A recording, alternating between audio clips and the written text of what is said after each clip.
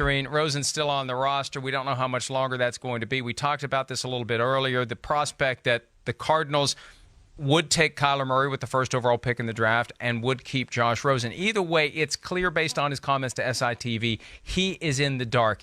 And my big takeaway from that is no matter what they do going forward, if they don't take Kyler Murray, it undermines Josh Rosen to send the message to the entire organization and everyone else that this guy really isn't our guy.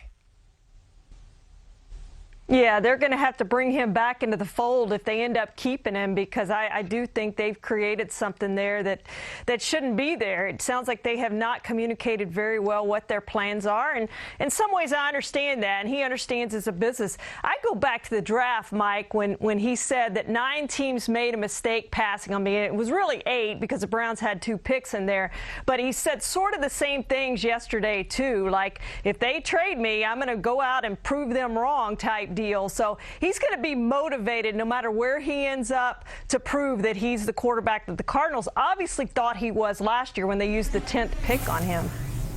But the thing is, you never make it go away. That period of time where he's in the dark and he's supposed to be the guy. He's supposed to be the leader of the team. He doesn't know whether or not he's going to be there. And all those other guys in the locker room are kind of looking at him like, boy, what do they really think of you? Do they really believe in you? Or is it just a matter of time before they trade for somebody, sign somebody, draft somebody? Like, do we really get behind you the way that we should? Because the organization clearly isn't behind you the way that it should be behind a franchise quarterback. And one of the points I made earlier on the radio side of the show, if this were happening in a place where there is a clear-cut franchise quarterback like Green Bay, just think about if Aaron Rodgers was having to deal with this uncertainty of whether or not he's going to be supplanted by the first overall pick in the draft at his position, people would be losing their minds. And it really would be a big deal because of the name involved. Well, I think it's still a big deal to the extent that Josh Rosen is supposed to be the guy that the Cardinals are rallying behind. And the mere fact that he's in this posture tells me that Kyler Murray is going to be the pick. Yeah, I agree with you completely. I think they've just showed their hand by what they've told to Josh Rosen and his quotes that come out.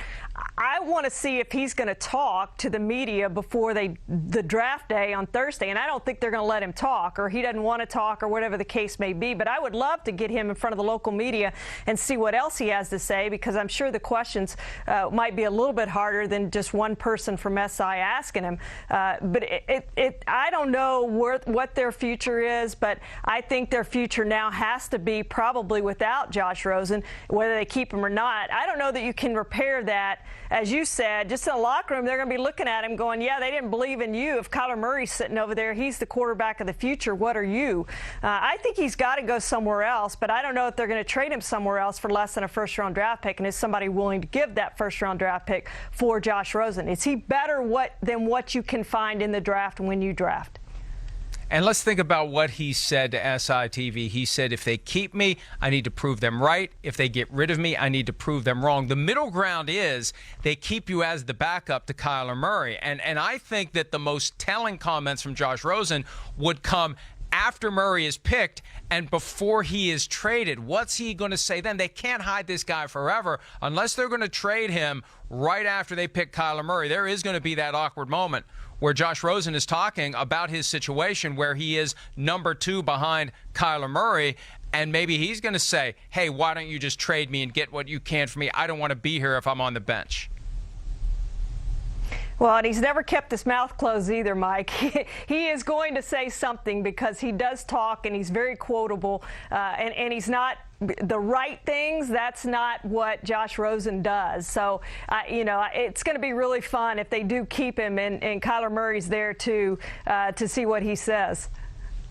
I'm surprised that he's been as guarded in his comments as he has, because we would expect him to maybe be a little more candid about whatever frustration he's feeling. And you made a great point last segment about Cliff Kingsbury and his comments from the league meetings where he gushed about Murray more than Rosen. It was easy for Kingsbury to say, oh, all that stuff I said during the season about Murray when we were getting ready to play them, that's just talking up an opponent. He didn't have that excuse this time around. It was glaring given what he said, and I just think every little piece of the puzzle points toward Kyler Murray being the first overall pick. No matter how much they want to try to conceal it, I think that's where we're going. How much fun is it going to be, though, if they don't take Kyler Murray? That will definitely shake things up. That will definitely make next Thursday night's show on ABC, ESPN, and NFL Network even more fascinating to see where they go from there and how they try to rebuild that overall image and stature of Josh Rosen in the locker room. Hi, I'm Mike Tirico, and thanks for watching.